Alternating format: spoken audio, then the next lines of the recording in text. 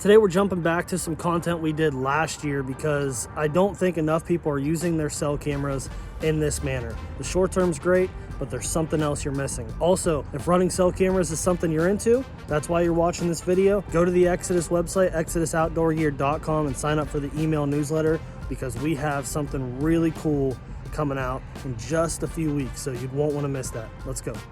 Cell cameras have become one of the most powerful tools for deer hunters, but you may be selling yourself short if you're only thinking about cell cameras in the short term. In the standard SD card world, there's two kinds of trail camera strategies, short term and long term. And in my opinion, the most useful data for deer hunting comes from your long-term trail camera strategies. And why is that? You're getting data that is non-altered. And with cell cameras, they become so popular because you set them up one time, the pictures are sent straight to your phone, and it's great because you're not being intrusive. However, people have become obsessed with the short-term value of cell cameras, and they're not thinking about how they can help them in the long term. So let me break this down really quick. Cell cameras are sending you pictures straight to your phone if you have your cameras in real time as soon as they're taken within 20 seconds. But it's gonna be easy to forget what happened in the big picture. So you have that micro level data. But on the macro level, all the information is stored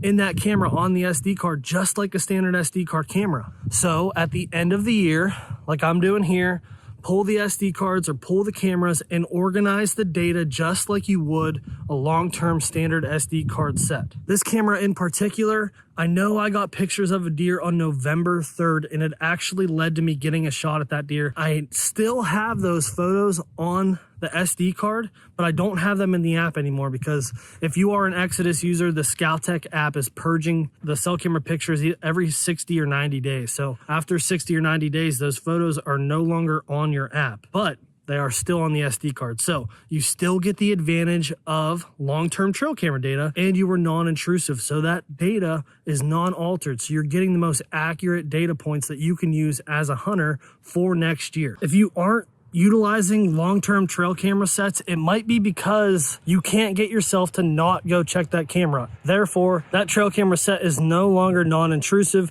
The data is altered from you being there. What is the hardest part about utilizing long-term trail camera sets? It's not going and checking that camera. But with cell cameras, you're still checking that camera. You're still receiving that data. And it allows you, if you use them in this strategy, to therefore get the long-term data and the short-term data that's not altered that you can capitalize to physically hunt that deer the following year. So let's go back to the office, check these cameras, and see what dates I need to be keying in on this particular farm for next year.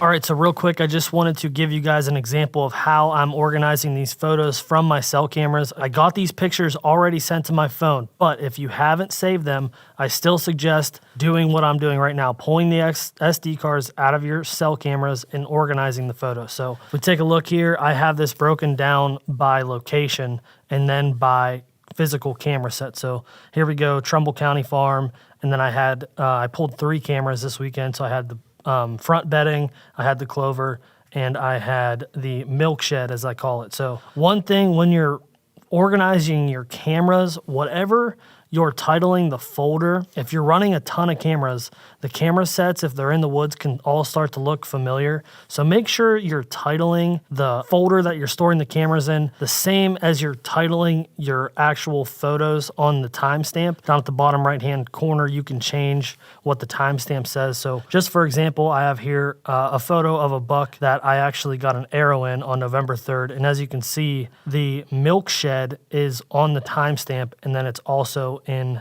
the folder. That's what the folder is called. So no matter how you do it, whatever works for you is fine. Just make sure you're saving that data because it's going to help you for next season. I promise you that.